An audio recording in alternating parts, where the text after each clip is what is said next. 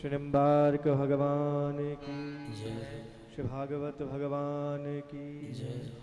जय जय श्री राधे। श्री कृष्ण पादयुगलं शिरसा नमामि यत्रान्वितश्रुतिगणो न विरोधमेति यध्यानयोगनिरताश्चदाप्नुवन्ति केशेन्द्रवन्द्यमनिशं मनसा गिरा च। व्यासपीठ पर विराजमान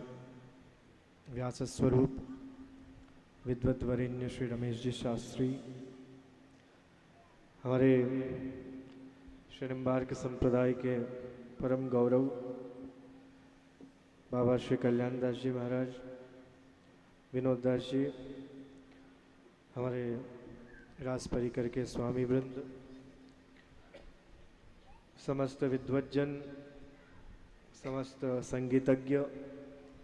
एवं समुपस्थित भक्तिमती माताएं, भक्त महानुभाव,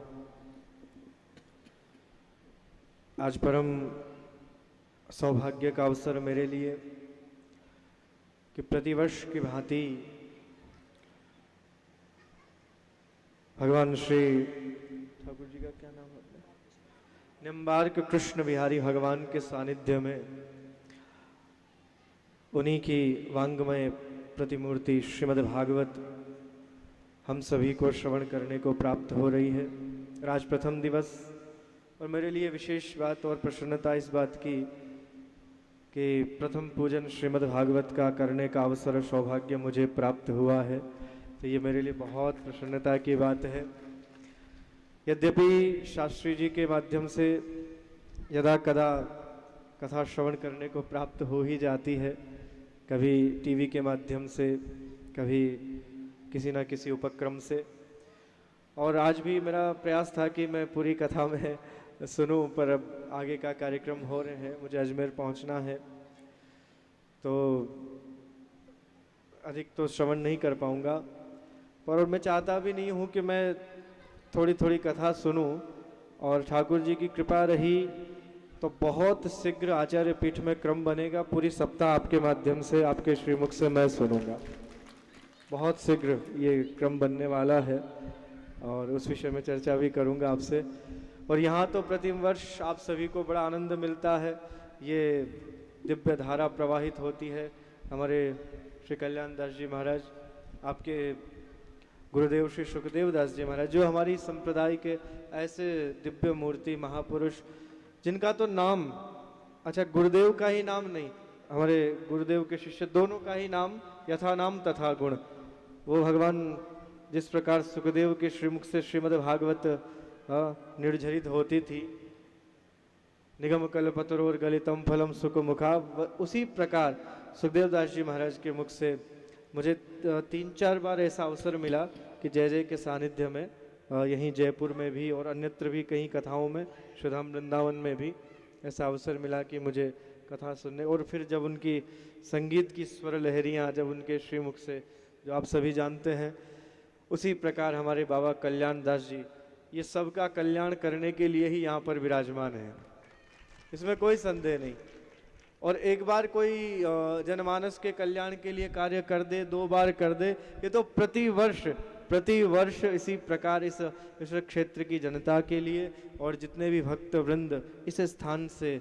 जो दीक्षित हैं उन सब के लिए, बाबा महाराज के जितने भी शिष्य परिकर हैं उन सब के कल्याण के लिए हमारे कल्याण दास जी महाराज अस्वस्थ होते हुए भी, बीच में तो काफ़ी अस्वस्थ हो गए थे और एक बार मिलने भी मैं आया था तो काफ़ी स्थिति गंभीर थी, पर ठाकुर जी की ऐसी कृपा है कि फिर से भगवत भक्ति के द्वारा स्वयं को संपुष्ट करके आज फिर से आप सभी के मध्य जनमानस के कल्याण के लिए हमारे कल्याण दास जी महाराज विराजमान हैं। और मैं भगवान श्री राधा माधव सर्वेश्वर प्रभु श्री निम्बार्क कृष्ण बिहारी भगवान से यही प्रार्थना करता हूँ कि इसी प्रकार हमारे बाबा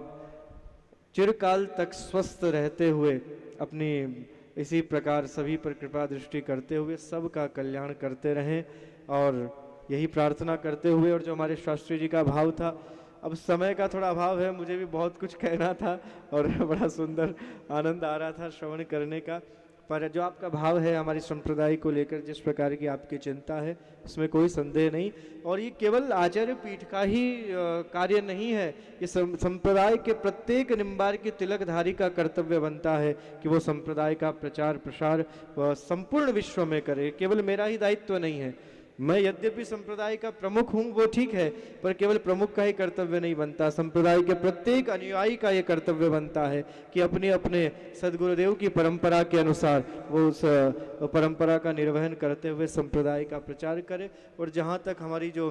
द्वैताद्वैत की आपने चर्चा प्रारंभ की, तो संपूर्ण श्रीमद् भागवत ही द्वैताद्वैत है, इसमें कोई संदेह नहीं। जो श्रीमद् भागवत का रास पंचाध्यायी का आश्रय ले ले, उसे नित्य निकुंज रस की रसोपासना से अभिवंचित अभिसंचित होने से कोई रोक नहीं सकता। ऐसा दिव्य स्वरूप, तो आपकी भावना बहुत ही सुंदर। और अब संभव हुआ तो इसी वर्ष कोई न कोई ऐसा आयोजन बनेगा कि आपकी वाणी का लाभ 7 दिवस पर्यंत सामने बैठकर मैं श्रवण करूंगा, ऐसे शास्त्री जी, क्योंकि हमारी संप्रदाय के गौरव हैं भाई। आज ऐसे उद्भट विद्वान कहाँ, आप संप्रदाय में विद्वानों का वैसे ही बहुत अभाव है। और ऐसे हमारे श्री रमेश जी शास्त्री जो बाबा सुखदेव दास जी महाराज के कृपा पात्र हैं, तो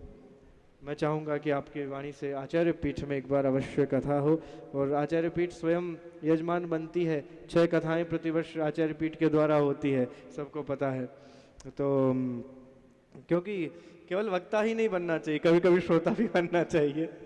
तो श्रोता भी हम सभी बनते हैं, तो वो लाभ अवश्य प्राप्त होगा। सभी की मंगल कामना करते हुए, आप सभी परम सौभाग्यशाली हैं जो हमारे बाबा महाराज के शिष्य हैं, हमारे कल्याण दास जी महाराज के शिष्य हैं। आपको प्रतिवर्ष बाबा के द्वारा सुंदर दिव्य आयोजन का ये, क्योंकि भक्ति है ना जो पुष्ट होती रहनी चाहिए। हाँ, ये भक्ति का मार्ग इतना सरल और इतना सहज नहीं है, इस पर चल पाना बड़ा कठिन होता है। तो बाबा बिल्कुल प्रतिवर्ष आपको पुष्ट कर देते हैं। प्रतिवर्ष हमारे रमेश जी शास्त्री के माध्यम से श्रीमद् भागवत और रास बिहारी परिकर के द्वारा आप सबको सुंदर रास बिहारी का दर्शन प्राप्त होता है। तो इसी प्रकार अनवरत चलता रहेगा। अब अधिक व्यवधान कथा के मध्य में हम नहीं बनना चाहेंगे और अब आचार्य पीठ के लिए प्रस्थान करना है। बाबा महाराज के स्वास्थ्य के लिए बहुत सुंदर मंगल कामना करते हुए बोले सर्वेश्वर भगवान की, श्री भागवत भगवान की जय, रास बिहारी भगवान की जय। जय जय श्री राधे।